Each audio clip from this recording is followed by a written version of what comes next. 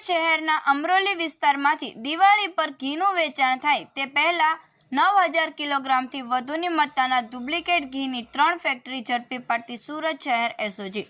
Police commissioner Shri Anupamsinh Gehlot સાહેબ સુરત શહેરનાઓના ધ્યાને આવેલ કે સુરત શહેરના અમુક વિસ્તારમાં ડુપ્લિકેટ ઘીનું વેચાણ કરવામાં આવી રહેલ છે, જેથી દિવાળીના તહેવારમાં સુરત શહેરના લોકો ડુપ્લિકેટ ઘીનું સેવન કરે તે પહેલા જ પકડી પાડવા તેમજ વેચાણ થતું અટકાવવા કડક હાથે ઝુંબેશ સ્વરૂપે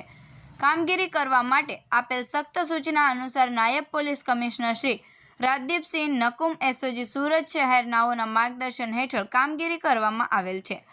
સૂચના અંતર્ગત એસઓજીના પીઆઈ એએસ સોનારા સાહેબનાઓએ સુરત શહેરમાં વેચાણ તથા ડુપ્લિકેટ ઘી વેચાતા ઈસમોને ઝડપી પાડવા માટે એસઓજીના માણસોની અલગ અલગ ટીમ બનાવી આવેલ, જે ટીમ દ્વારા આવી પ્રવૃત્તિ કરતા ઈસમો અંગે માહિતી મેળવવા ટેકનિકલ સર્વેલન્સ તથા હ્યુમન સોર્સિસ દ્વારા પ્રયાસો હાથ ધરવામાં આવેલ હતા। તે દરમિયાન એસઓજીના પીએસઆઈ એમડી હડિયા સાહેબની ટીમના હેડ કોન્સ્ટેબલ જક્ષીભાઈ શાંતિભાઈ તથા પોલીસ કોન્સ્ટેબલ દેવેન્દ્રદાન ગંભીરદાન નાઓને મળેલ બાતમી આધારે અમરોલી કોસાડ વિસ્તારમાંથી આવેલ અલગ અલગ ડુપ્લિકેટ ઘી બનાવતી 3 ફેક્ટરીઓમાં રેડ કરી આરોપી જયેશકુમાર રમેશચંદ્ર મૈસુરિયા, અંકિતભાઈ ટેકચંદભાઈ પંચીવાલા, સુમિતકુમાર જયેશભાઈ મૈસુરિયા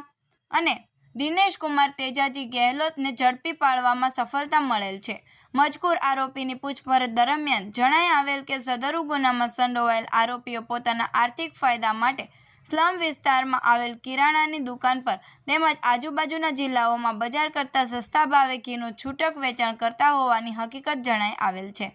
મજકૂર આરોપી વિરુદ્ધમાં અમરોલી પોલીસ સ્ટેશનમાં ગુનો દાખલ કરવામાં આવેલ છે।